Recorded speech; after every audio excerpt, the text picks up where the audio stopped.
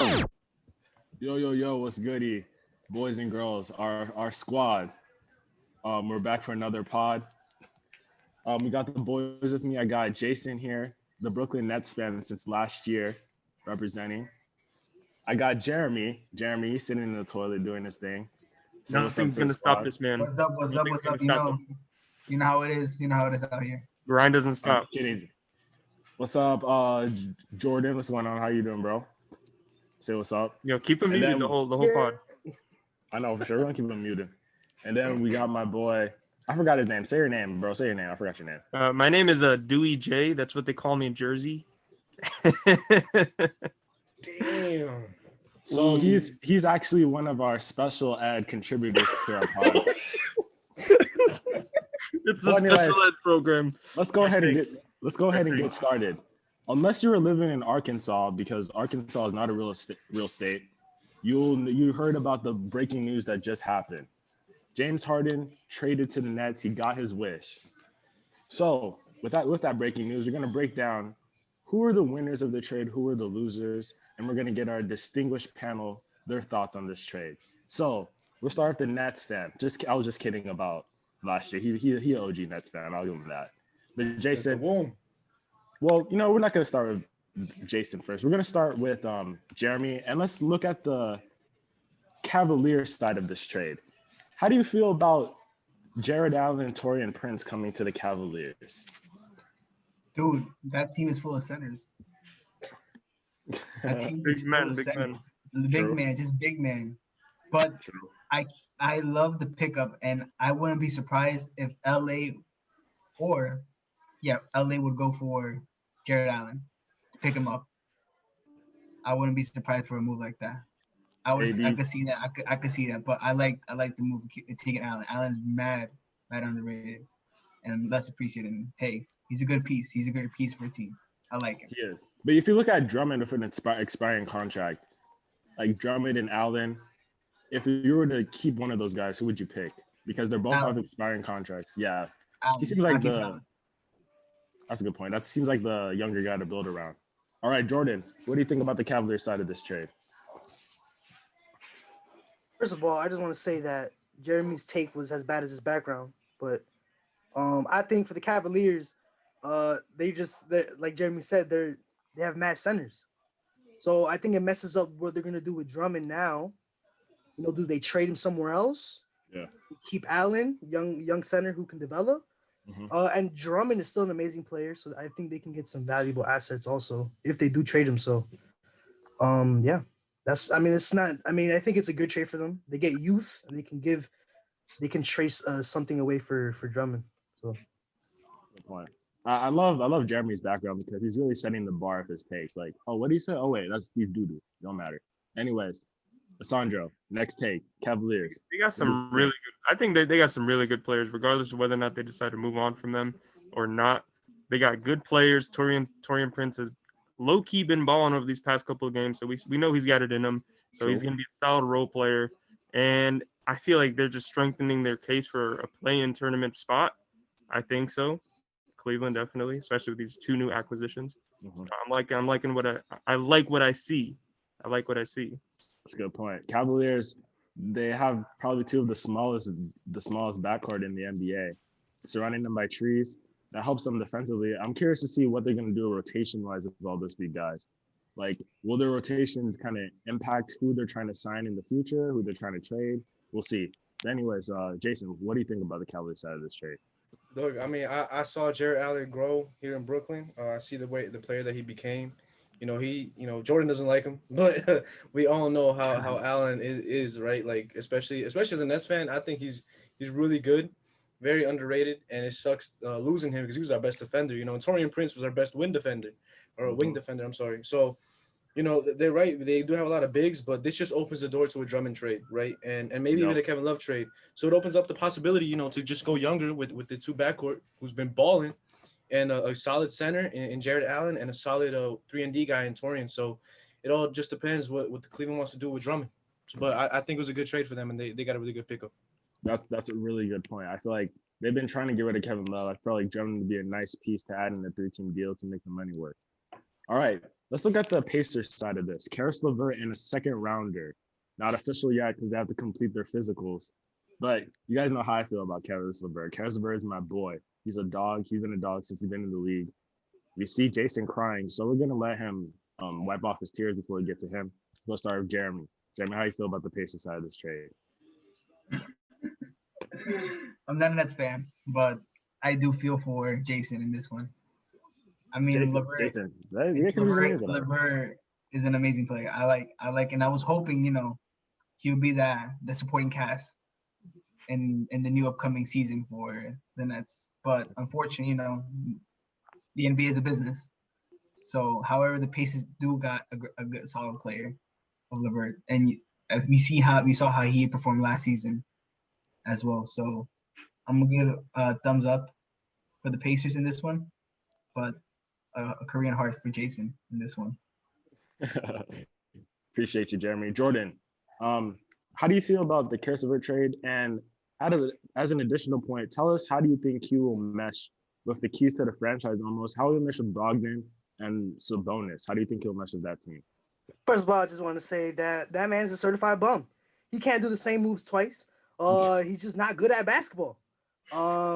Just not that man is a certified bucket. We all know what he could do. I think going to the Pacers, I think they're a team that they play well together as a team.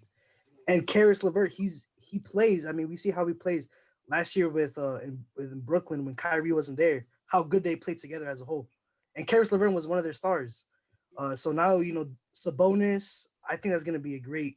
You're gonna have great scorers, rebounders, defensively. So I think just a good spot for him. So I love it for the Pacers. Lisandro, what do you think about the Pacers side of this, and how do you think he'll mesh with Sabonis and Brogdon and Turner? Bro, I mean, you heard it in the chat, bro. I said it. LeVert and Sabonis gonna eat their first game, bro. Their first game together. And I was completely forgetting about Brogdon. Brogdon is a certified bucket, as Jordan would like to coin the phrase. And I heard along the grapevine that Victor Oladipo was trying to get paid on this expiring contract. Mm-hmm. So how much would they have been willing to pay for this guy who, for post injury, he's not going to be dropping that, he's not the same player. So now they got Karis LeVert, who we've seen what he's able to do. He dropped 20, 21, 43, 22, and 24 for the past 5 games. Obviously, he may not be the exact same player as Victor Oladipo, but we know he is still a baller. Yeah, if you look at that lineup, that's Karis LeVert, Brogdon, probably McDermott, Sabonis, Turner. That's a lineup you can build around. TJ Warren. TJ Warren is out for the year, but when he comes back, when TJ Warren comes back, that's a real team you can build around in the East. And I feel like they can make some noise. Karis LeVert driving and kicking to the paint, like, who are you going to worry about? Sabonis or Karis LeVert? They can kick out, he can drive, he can score. Once they start getting to the grid, I feel like Pacers can really make a lock for probably a 5th seed this year and make some noise. Jason, here's your boy. You were singing his praises when he was going off in the bubble. You wiped off your tears now. How do you feel about Karis LeVert getting off the Pacers?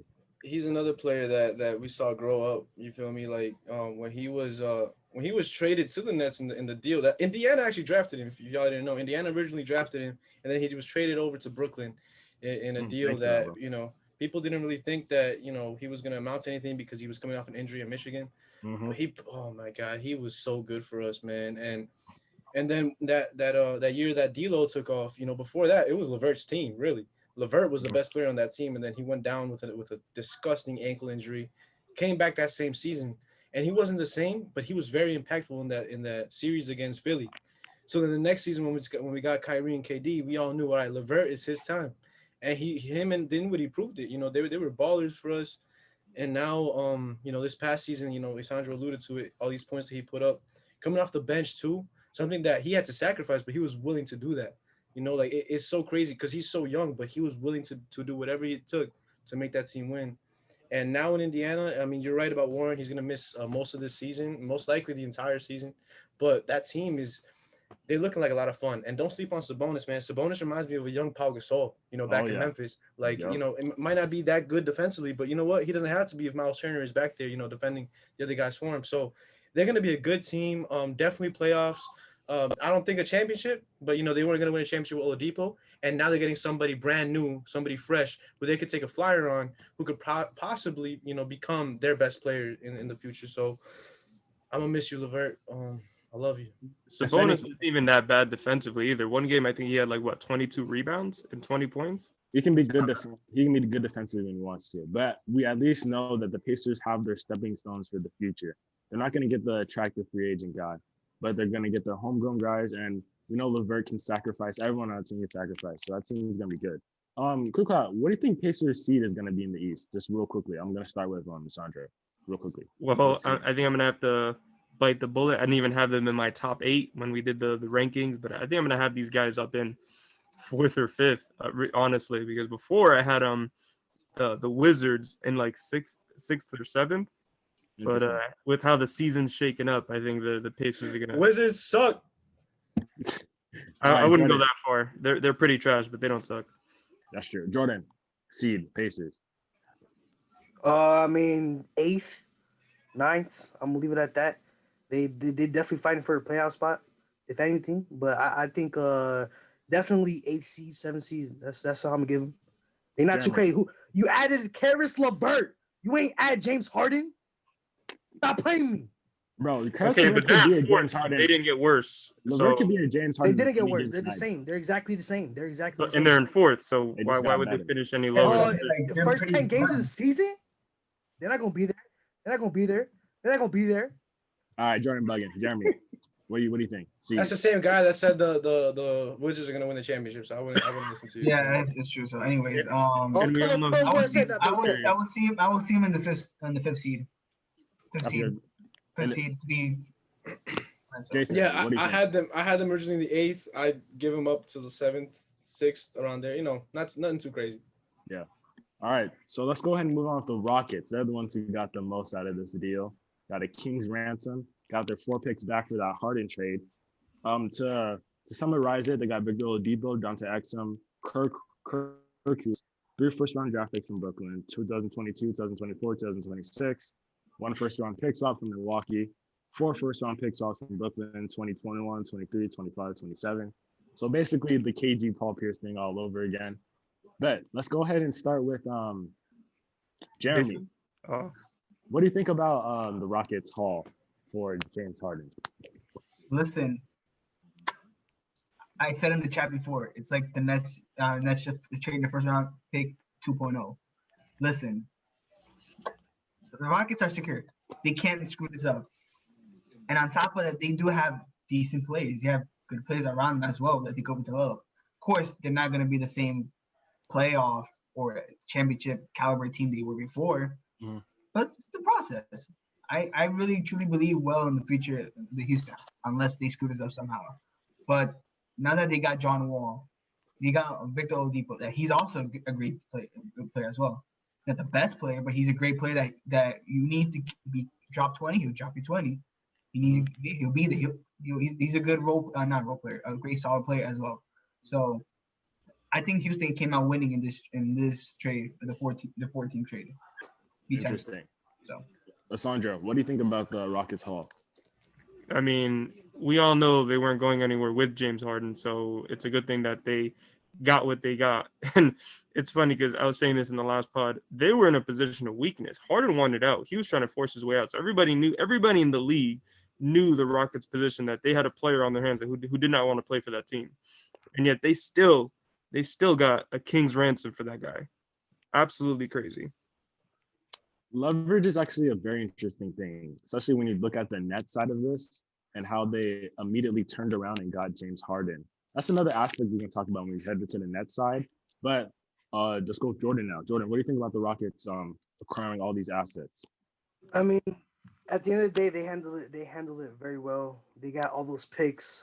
They got a Victor Oladipo, and they can play around with him, because if he's the all-star Victor Oladipo, where he's at his where he can play to where we know that he has the capability of playing, or he could just be trash. I mean, he came off of injury, can't be healthy. So if he's trash, they let him walk after the season, or they just trade him away. So they have a lot of possibilities that they can do right now with Oladipo. So I think they definitely won this trade. There's no doubt about that. And even because usually when a player wants out so much or as bad as James Harden wanted out, some teams tend to crumble and they just trade away for anything. But they got For exactly chips. what they wanted. They got exactly what they wanted. So props to them. Quick insight on the Victor Oladipo. How do you think he's going to? Because look at Victor Oladipo, right? He's playing for essentially another contract. The Rockets, they have leverage. If he plays bad, they can just let him walk in the season. If he plays good, and a contender, a playoff contender, wants another element of scoring, they can trade for Victor Oladipo, so they have that leverage. But how do you think Victor Oladipo is going to mesh with John Wall, Wood, Cousins, and those guys? How do you think he'll go? Because remember, this isn't a man who's secure. This is a man who's trying to fight for a big contract. What do you think? How do you think he's going to mesh with that team? He's gonna do so good, bro. Like, yo, if the trade officially goes through with Oladipo, you got John Wall, ball handler, who looks to pass first. Oladipo hasn't really had that because with Brogdon, yes, he's a good passer, but he's better at finishing. He's better at scoring. So Nope. now Oladipo has a true point guard alongside him, and he got bigs with him. Kind of like he had with Sabonis and Turner, except with Sabonis and Turner, Sabonis isn't as athletic as Christian Wood is, and Boogie, he does have a lot of injuries, coming with him, but he could still put up, 15 and 10 if he wanted to, and that's just something that he hasn't had in a while. And then other players around him like they got Daniel House, a good solid overall team. Now bringing Kuruks there too. He's very underrated. He didn't get many minutes out there in Brooklyn. That's why a lot of y'all don't really know much about him. But from what I saw a lot of He potential with nice. him. Looks Yeah, nice, bro. Kuruks, he, obviously he had a few things going on, He personally, but can he can hit on all cylinders. Just ask his girl, bro. wow. Okay. I didn't want to get to that, but yeah, basically Kuruks, so they got a good overall team. I think Oladipo's going to work really well with that team. And Steven Silas is a really good head coach, gets the best out of his players. So I think he's going to be able to do that with Oladipo. As for the Rockets in general, they definitely won this trade. If the Nets don't re-sign KD, Kyrie, and Harden, I do want to get into that more a little bit later. But the Rockets definitely they did a great job getting 4 first rounders and 4 pick swaps. But if those things don't really amount to much, they could still be used in a trade. So yeah, Rockets definitely they're gonna look scary, bro. Them and the Thunder. Oh man, who knows what's gonna happen in the future? But future of the league looking bright. So just my thoughts quickly before we move on to the Nets. Steven Silas, first of all, is a big winner here. He regains control of this team. And forget that he was a lead orchestrator in the most efficient offense in NBA history. As we looked at the numbers.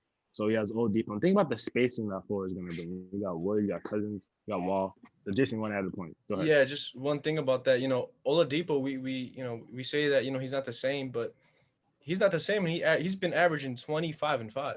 Like Yep. Oladipo, he's no scrub anymore. Like he came off a really bad injury, the injury that Tony Parker suffered, and you know Tony Parker came back a little bit better, and now the same thing with Oladipo. He's coming back slowly but surely, and now with the new team, and of course he's playing for a contract. Oh yeah, he's So good, you bro. He'll think be you're going to fine. see the same Oladipo as before, or something close to it at least?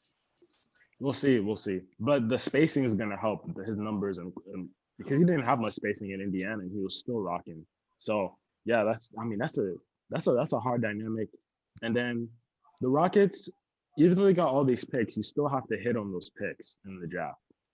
I mean, they have Furtada. I don't know if that organization is really used to rebuilding through the draft. They have a good scouting personnel. They've usually had stars most of the time. So we'll see if they can hit on those draft picks. This is a really good draft class. We'll see how they end up in the draft. So yeah, we'll see. And then the John Wall situation, we'll see how they progress. But I'm happy for Silas, and he gets to control his offense the way he wants to. So now let's go ahead and talk about the Nets now. They got the big fish in this trade, and I mean big fish, like literally big. Like James Harden's really big. Like fat tuna. But as regards to the Nets, we're gonna start with Jason. He's the Nets fan here. See how he feels about the trade. And after you say your point, talk about why do you think the Nets jumped on this trade so early? Was it influenced by Kyrie's antics? Was it influenced by KD's opt-out coming out soon? What do you have? You're in the Nets organization. What are your sources telling you? Yo, look, man, I applied for a job over there for an internship. I'm still waiting on a call back. Sean Marks, let me know.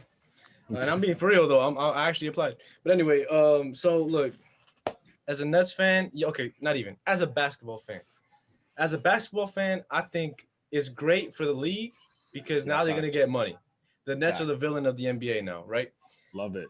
As for me and certain players on the team, y'all know how I feel about Harden. I feel like he's so annoying. The way he plays is terrible. I hated Houston. I hated the way he played in Houston. I hated the perception that was made of him, but you know what? It was his own fault. And what he said at the end of that press conference, his last press conference with Houston, was saying, I gave it all to this team. You did. You put up numbers during the regular season. What you do in the playoffs? Got blocked by like a 30-something-year-old Ginobili, who, sneaky, but So right there, right? And he didn't really prove much. He made it to the conference finals a few times, but just couldn't get over that hump. And don't give me that Chris Paul was injured stuff, because you know what? You still had a team that was like 0 for 27 at some point. Okay, don't stop with the Warriors, bro. The Warriors are, overrated. Anyway. Put that down, bro. Put that down. You got a toilet right behind you, son. You really said for Warriors with a 73 and 19. Just a reminder, they could never get past Golden State. Just remember that. That's true. See right there. Right there. But no. Even then, though, Harden is one of those guys, and he didn't show up. So now, as a Nets fan, how do I feel about these three guys? And I'm assuming Kyrie Irving ever comes back, because who knows with him too. You guys saw, Jordan and Sandro saw yesterday on the pod. I'm so pissed off and so livid with Kyrie, but that's another topic. Jason, we talked about this. Kyrie working from home now. My man's on Zoom calls every night. You're on Zoom calls, bro. Look, as for Harden and KD, I think they're gonna work so well together. I think Harden now and the coach Steve Nash is gonna be perfect for Harden, because Steve Nash kind of has this perception of him like, all right, 2-time MVP back to back, never made an NBA Finals in his career, right? So now he's gonna be telling Harden, all right, Harden, if you really want to win, you got to play team ball, and this team is not yours. This team is Kevin Durant's.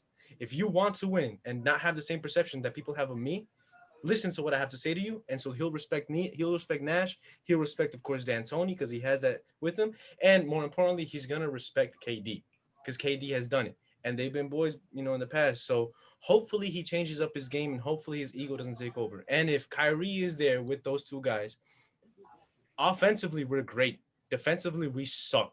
We were bad before. Now we're even worse.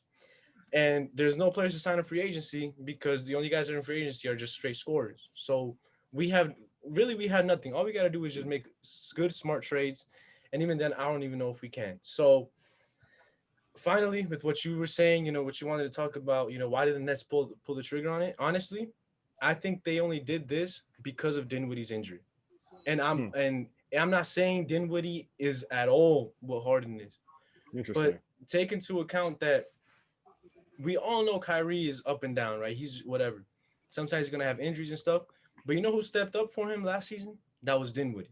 And he would have done the same thing for him this season. And if Dinwiddie didn't go down with the season-ending surgery, the Nets do not pull the trigger on no trade, because we would have had a starting lineup of Kyrie, Dinwiddie, Harris, Durant, and Allen. And off the bench, LeVert and Jordan or whoever, and then Taurean Prince and all these cats, that would have been our team. But seeing Dinwiddie go down, the Nets were like, all right, we just lost a ball handler. Now we don't know what's going on with Kyrie. So, we got to do something. Yeah. I thought they were going to be smart and go after George Hill, a solid point guard. But they went ahead and traded for a MVP caliber player, which, obviously any team would want an MVP caliber player. My only issue is, how is this going to affect Kyrie? How will this affect the Nets offense, and how will it affect our defense? Obviously, defense will be impacted a lot dramatically. Mm-hmm. Offensively, we just have to wait and see. So will they win a chip? I don't know. I hope so. But at the same time, there's only one basketball, bro. So exactly. We'll see how it goes. So one more point since you're the Nets fan. We talked about Harden and Kyrie. How do you think, because I think we all know that Harden and KD will fit together. The play styles kind of match.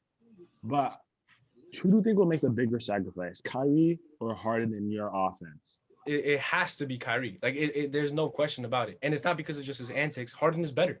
Overall, Harden is a better player than Kyrie Irving. And Kyrie Irving might show up, and he might have all the best handles. He might be the better shooter. But the thing is about Harden, he's gonna show up to every game, and and Kyrie hasn't done that.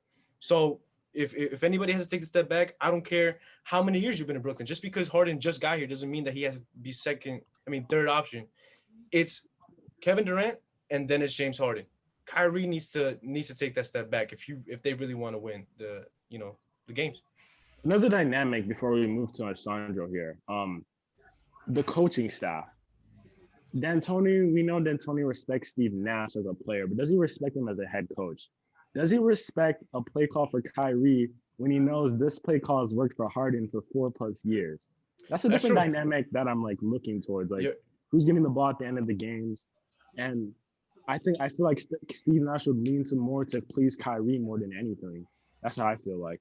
But so just real quick, I agree with you. I agree with you a little bit on that. But the thing is, it doesn't matter what D'Antoni thinks. At the end of the day, the head coach is the head coach, and just because D'Antoni is screaming something off the bench, the players have to listen to Nash.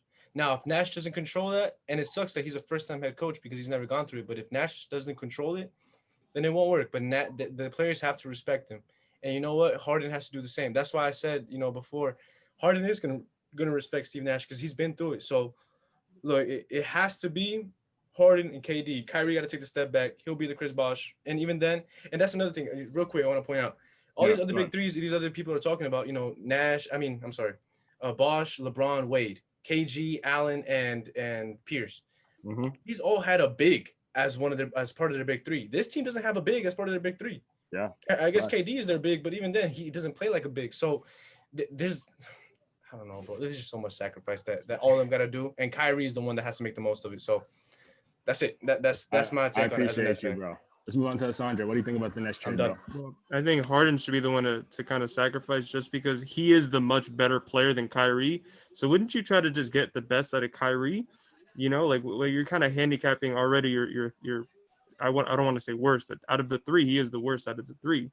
And I think between Kyrie and Harden is probably going to be the one most capable of playing off ball more often than Kyrie. Even though Kyrie has shown that he can play off ball, as we talked about before. But you kind of want Kyrie to be on the ball more often than Harden just because, Harden is the better player. So he has more in his arsenal than Kyrie does all day. That's a great point. I feel like that makes some sense for them because Kyrie is going to be the impacted the most, and we know he's the most sensitive. We feel like it'd be wiser to really get Kyrie involved and maybe have Harden lead the bench unit after the start. Who knows? He played heavy minutes before. But let's go ahead and move on with Jeremy. What do you think about the Nets trade? How do you think they are as a team now? Listen, I think we highlighted already the point that it's a great move for KD and Harden. They're gonna play. It's back in OKC days.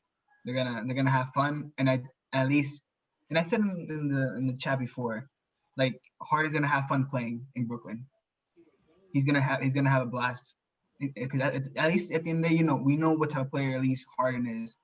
He's a great player, but at the end of the day, it's basketball, and not just a business as well as you gotta enjoy it. And Harden is going to enjoy it. Now, talk about sacrifices as well. Kyrie is gonna have to sacrifice. We all aware of that.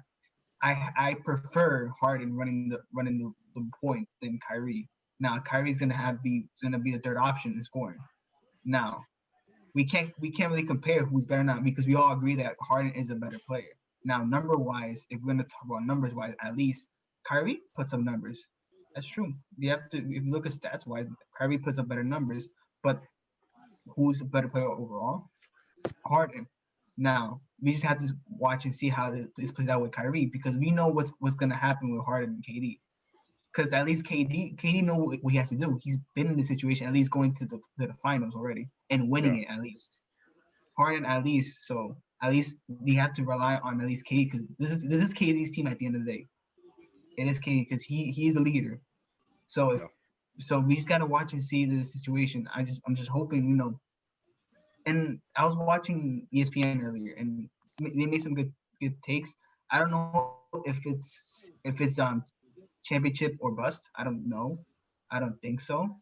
But it all depends how this plays out with Kyrie. I don't think so. I think it is finals or bust. They need to at least get to the finals. Yeah, at least the finals, you think. They have to win it. KD, have to win it. That's a good point. Jordan. Oh, my the- turn. wait before you go. He I like got the point Jay excited. made about sacrificing, because we know KD has sacrificed before. We know Harden's going to understand his sacrifices, because otherwise, why would you ask to be in a trade for this team? But it's the Kyrie dynamic that we're gonna have to see develop. Jordan, we're gonna move on with the Nets, but Jordan, go ahead and talk about how you feel about this team now. First of all, I just want to say that Harden puts up way better numbers than Kyrie. I just want to put he's averaging 35 points a game. Yeah, that's MVP numbers, but yeah. Let me talk about the Nets real quick. This arguably is the most skilled team you've ever seen. Most Oh skilled yeah, wise. facts. You Oh my have God. James Harden and Kevin Durant, who are arguably instant top 5, top 10 scorers of all time, if they're of their way to score the ball. And then Kyrie himself, honestly, I've never seen a better finisher around the rim than Kyrie with both his left and right hand. I think he's the best all time in my opinion. So offensively, you're gonna have a juggernaut of a squad. And then you have Mike D'Antoni, who, I mean, like Jason said, I don't really think head coach is going to be the head coach, Steve Nash. But even Steve Nash, he's not. It's not like he's gonna cancel out what D'Antoni says. No. It's a team game, so I think offensively it's gonna be so scary to watch and so fun to watch. As far as Kevin Durant and Harden, we know they're gonna work out. They worked out in OKC. James Harden, we've seen him do all this ISO, but that's what works. That's what was worked at Houston. But we know he can play off ball. That man is strong. People forget that. That man is strong. It's Arguably really one of the strong. behind Russell pretty Westbrook is beefy. probably the strongest guard. So he can bully little guards in the post if he wanted to. So I think that's just gonna and he has a mid range game, but we just never seen it. We haven't seen it in a while. He has that mid range game, but when Kyrie comes back, that is going to be the biggest issue. So Kyrie, he had a problem with LeBron, right? He wanted to be the Batman, let's say. And Shannon Sharp said it best. You're not going to be Robin. You're going to be Alfred. You're going to be the butler. And that is exactly what's going to happen. He's going to be the third option. Now, Right. He's gonna be Batgirl, bro. we know he's a diva. We know how much drama he brings. So is he going to accept? Probably not. We know inside, because we know Kyrie's all mental, let me sage the game. Mentally, I don't think he's gonna be all right. It's like, dang, I moved to the Celtics to be number one. Now I moved to the Nets to be kind of number one, but realistically, he feels like he's number one, but we all know everybody else to the world he's number two because KD's that number one option. So I think in the end of the day, it's more Kyrie who has to make the biggest sacrifice. And I just want to put up on the point Jason made. Listen, the Nets was making this move regardless of about if Dinwiddie was injured or not. James Harden is MVP caliber player, and you're adding him to this juggernaut of an offense that you already have. And then if you either trade Dinwiddie or you trade LeVert, and you still have one of them. And you can even mix up the trades even because Dinwiddie being on that team that adds you can mix up the packages a little more. So that's a completely different point. I think they still would have made that trade. So I Before- agree. Go ahead. No, so yeah, that's a good point because Woj does support your argument, Jordan, because it said they've been working on this deal for months, but it got real quiet. It got real quiet, and Jason is saying that Spencer Dinwiddie injury really ramped up trade talks. Can you elaborate or respond to Jordan? Yeah. So look, I get what y'all saying. Like the trade talks have been happening for months, but look, when we were winning games with Dinwiddie, like they were like, oh no, we can't break up this chemistry because for one thing, Dinwiddie has given so much to the organization, so they felt like they owed him that, and he was playing so well alongside these guys. Like it was very underrated the way he was playing. So to then tear his ACL, the Nets were like, okay, we're losing these guys. If they would have kept, if Dinwiddie wouldn't have gotten injured, that team would have been a full 10-man, 11-man, 12-man deep roster. Yes, sir. Right now, we have 7 guys who can actually who deserve minutes in the NBA. Other than that, everybody else is trash. And even then, we have no defenders. So look, I don't think that the Nets, if they had a healthy Dinwiddie, they would have probably made other minor trades. But a trade for Harden, no, because they saw how good it was working already, and they wouldn't have wanted to mess it up. However, if it turned into Dinwiddie was trying to take over the ball too much and all this stuff, then okay, maybe. But you have to understand that Dinwiddie was there to really back up Kyrie. So whenever Kyrie decided to go through his antics or like if he was injured and stuff, it was gonna be Dinwiddie stepping up in that role, and he would have done it, by all means. Now it's just you're replacing that with Harden, and then a bunch of scrubs off your bench. So that's the only thing with the Nets. I feel like if they would have had a Dinwiddie, no trade for Harden. Yeah, But because Harden still would have been in another team like Philly or any other team, but he wouldn't have gotten to the Nets. yeah, with Dinwiddie, they were a defense away from contending for a title. Yep. So thank you for that point, Sandra. So let's go ahead and expand on the Nets as a unit, because right now this is not a complete team. They obviously have 3 roster spots available. A stat that I want to bring out is NBA team defense efficiency. The past 10 years, the only championship team that hasn't been in the top 10 of defense efficiency that's won the title is the 2016 Cavaliers team, and we know that was just greatness. So it goes to show. So with that being said, it goes to show how important defense is to a part of your championship team. Right now, Brooklyn is ranked 12th, and they're only going to get worse because they lost their defensive anchor in Allen and some other key pieces. So as regards to the Nets roster, we can expand off of defense, but we know we got Chioza. I like Chris Chioza coming off the bench. Question for you, Jason, before we expand on the next team. What is the Nets going to do with Nick Claxton? Are they planning on incorporating him into the roster? Because I'm looking at him like, why aren't you seeing what he's got? That's a Jason, great talk point. about that real quick. That's a great point because look, when Claxton was drafted last season, I thought that he was gonna be the guy to replace Jared Allen. Honestly, Me too. because he's tall, he's basically the same build. The only thing is that he could shoot, and he plays solid defense, not as good as Allen. The only thing with him is that he's injured still, so he still has some injuries going on. Yeah, Gotcha. But even if when he comes back, he has to get minutes because he's now officially their best center as a defender. Because Jordan, DeAndre Jordan sucks. He a bum now, bro. I'm sorry. If I could have like my whole 20 minutes just talking about how much certain players on the Nets suck, I would. This is why I'm gonna cut you off from that. Exactly. Yeah. Go ahead. But yeah. Anyway, just one thing. Claxton, he's gonna get more minutes, and he's definitely gonna need to earn it too. Sounds good. Thank you for that. So let's go to start Jordan. But we're talking about they have 3 roster spots available. What do you think the Nets need to do to improve defensively? And what roster additions do you think they can make with the buyout market possibly coming soon? Jordan, start first. I mean, defensively, I'm gonna stick to what I said before. Honestly, watching them play, it was more. There was a couple things and 2 major things, obviously, that you need on any team: is communication and switches, right, and rotations.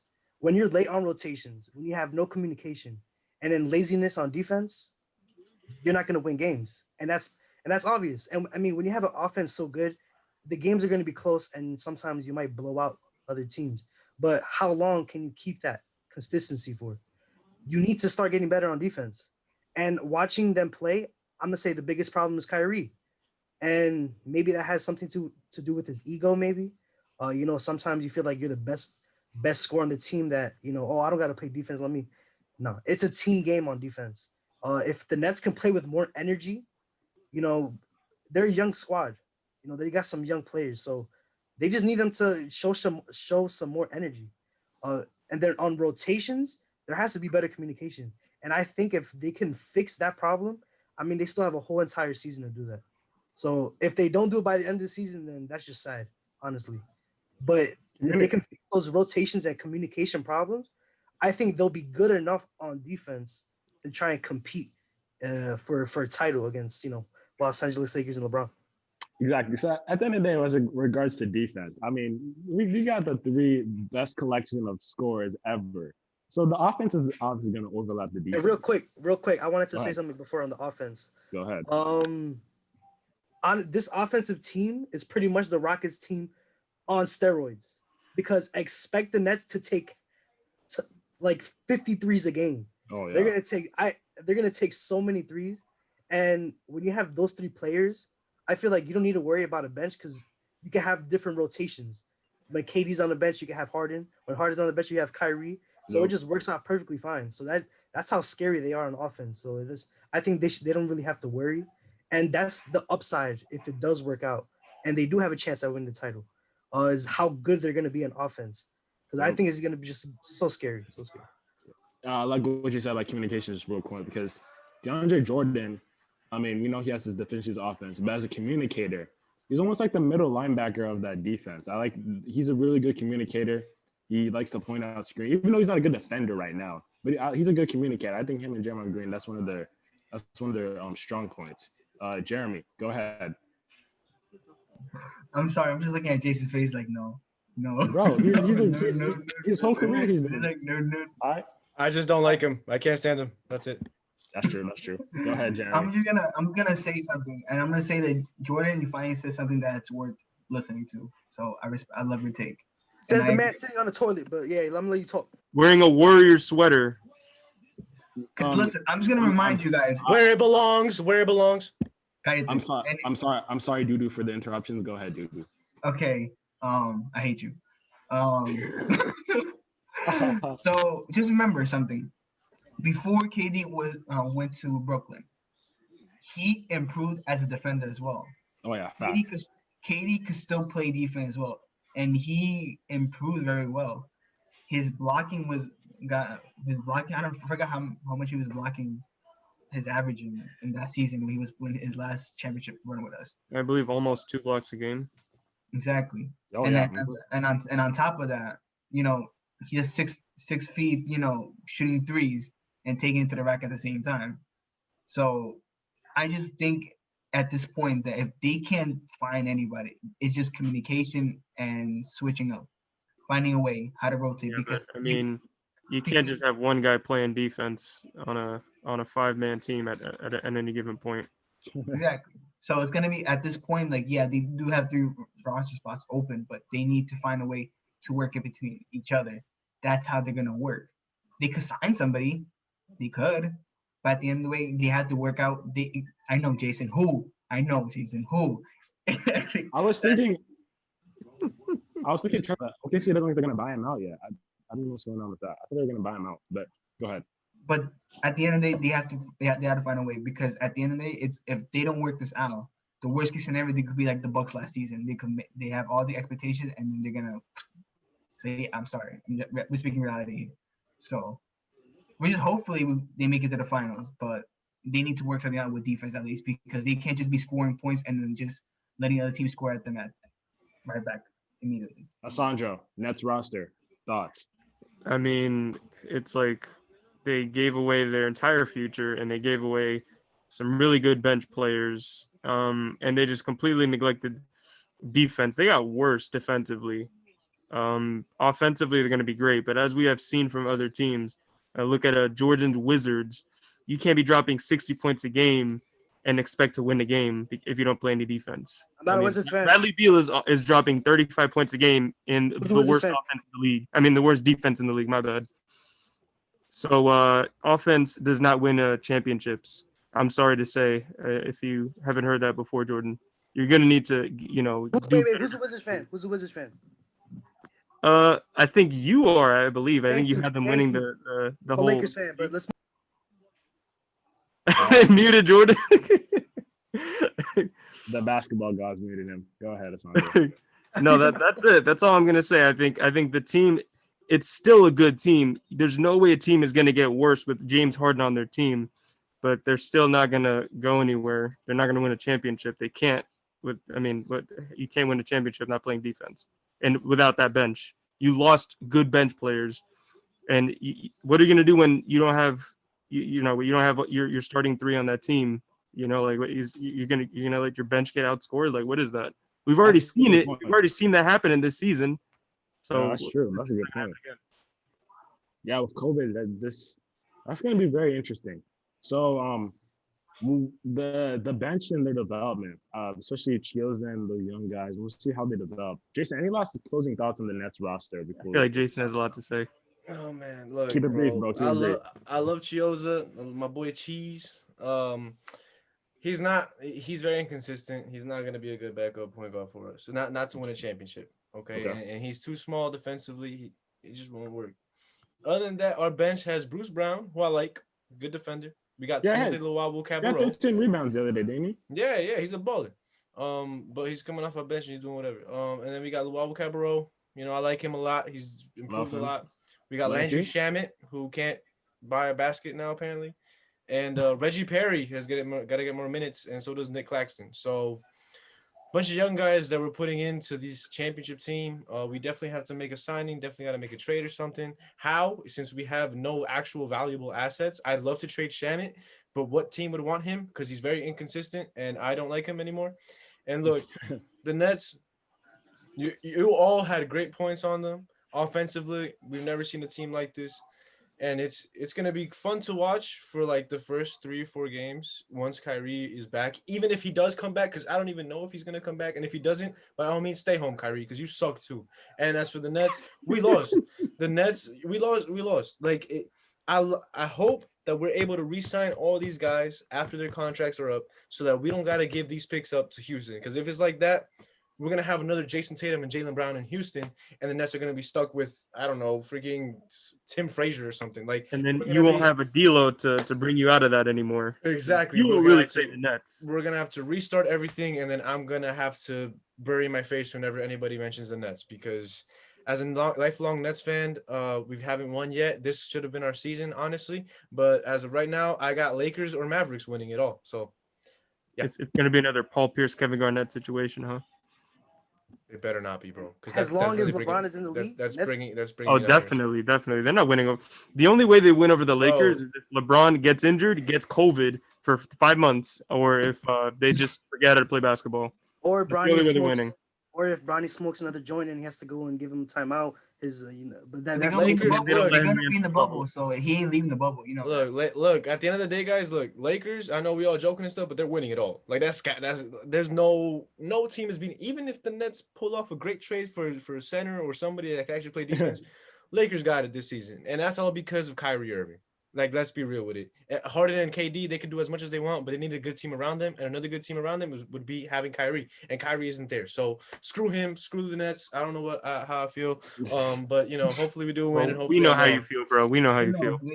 Yeah, Lakers are promising, but I mean, still a lot of whole season to go, and COVID still got. Johnny, I know you really want to hype up the Lakers right now, bro. You being a Laker. I know. I don't know if this has to do with Lakers, but Asia Irving. Just want to say I'm coming to Brooklyn soon.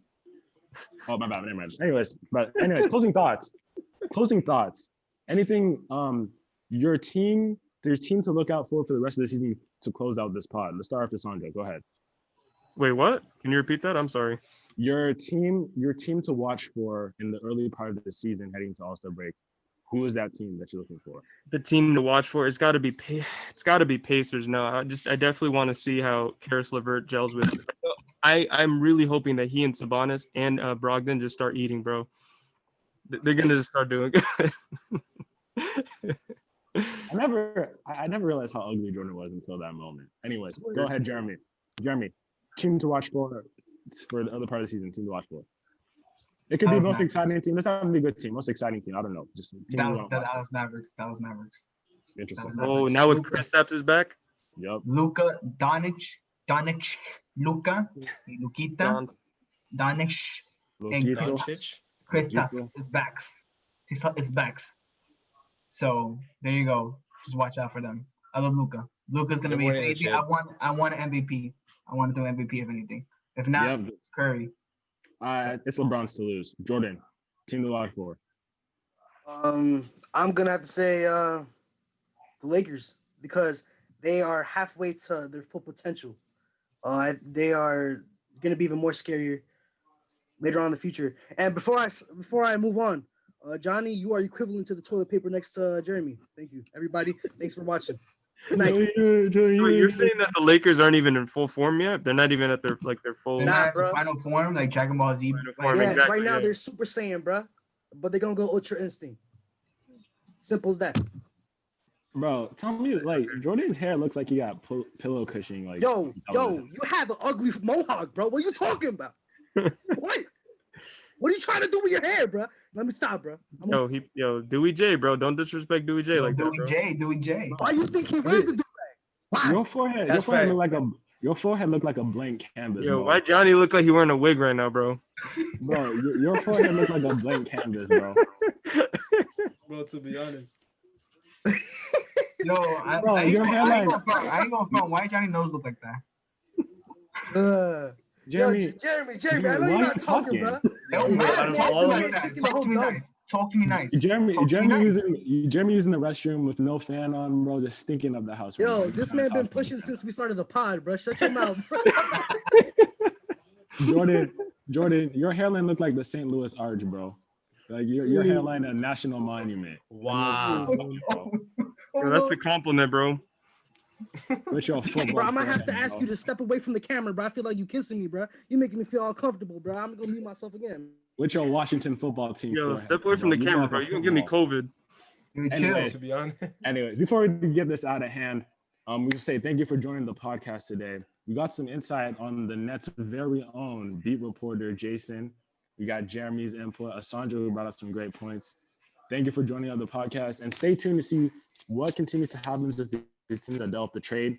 Before we let it off, any concluding comments? It can be about anything. What do you guys have to say? What do you say to people, Jason? I got one thing to say, man. Just real quick, since you didn't ask me, I'm gonna just say it. The Nets are obviously the team to watch because they're the villains of the NBA. There's a reason why I didn't ask you. Yeah, that's all I'm gonna say. That's all I'm gonna The say. thing There's is- that. And also, guys, just know we recorded the video yesterday about COVID protocols and stuff like that. So, just reiterating a little bit, keep your masks on, stay safe out there, guys. Not just you guys that are on the pod, but also everybody watching. And we Don't pull appreciate a you all very Kyrie. much. Don't pull a Mask Kyrie. on. Thanks. Mask on. Yeah, I feel like the Nets, that was like the obvious answer, so I went with the Pacers. I wanted to go with something different because we need to see how this team is gonna is gonna end up with these three guys. They are the villains, but we'll see.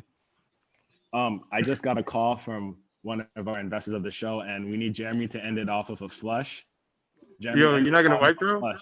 All right, there we go. There we go. No wipe, nothing. Flush No it. Flush wipe? it out for us. Flush it, Jeremy. Yo, legendary. Appreciate it. There you go. All right. Any last words, Jordan? Do you have any last words, bro? He just flushed the Warriors I'm down the finished. toilet. I'm finished. Great pod, everybody. Great pod. That's all I gotta say. Yeah. Next viewer to comment on what drawing we want to draw on his forehead. Anyways, last thoughts. Especially to all the women in your family, please watch this podcast. Especially to all the women. Adrian, Check out. Yo, Johnny, what are your last thoughts, bro? I feel like I need your input. Stay safe, bro. COVID is real. You only hear COVID is real from the person that went to a party with 20,000 people and then they tweet on their Instagram, man, COVID is real, bro. I'm just kidding. But anyways, Yo, facts. Like, you don't need to get COVID to know, like, you should take it seriously. Lakers are the best. COVID is real. Lakers are the best team in the NBA. And also, I saw that Burger King is making tuna sandwiches. If you eat tuna sandwiches at Burger King, please do not worry about what's in the vaccine. Just take the vaccine, bro. You good. Like about COVID, it is really serious. And I know in Arizona, do not go to Johnny's barber because you will get COVID. So do not go there, everybody, and everybody stay safe. Wear your mask. Don't go to Johnny or Jordan's barber. Anyways, Jason, greetings from Jason, Jeremy, Asandro, and 3-point line forehead Jordan Batista. We'll catch you guys in the next episode. See ya.